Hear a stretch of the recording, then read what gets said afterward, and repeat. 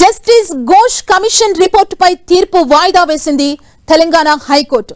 ఈ నెల 22న తీర్పును వెల్లడించనున్నట్లు ధర్మాసనం తెలిపింది. కాళేశ్వరం ప్రాజెక్టుపై జస్టిస్ పిసి ఘోష్ కమిషన్ ప్రభుత్వానికి రిపోర్ట్ ఇచ్చింది. కమిషన్ రిపోర్టును సవాల్ చేస్తూ మాజీ సీఎం కేసీఆర్, మాజీ మంత్రి హరీష్ రావు, మాజీ CS SK Joshi, IAS officer Smita Sabharwal వేరువేరుగా పిటిషన్లను దాఖలు చేశారు. ఇక వీటిపై సుదీర్ఘ విచారణ చేపట్టిన న్యాయస్థానం తీర్పును రిజర్వ్ చేసింది. కాళేశ్వరం ప్రాజెక్టు నిర్మాణం, నిర్వహణల అవకతవకలపై జస్టిస్ పిసి ఘోష్ కమిషన్ ని నియమించింది తెలంగాణ ప్రభుత్వం.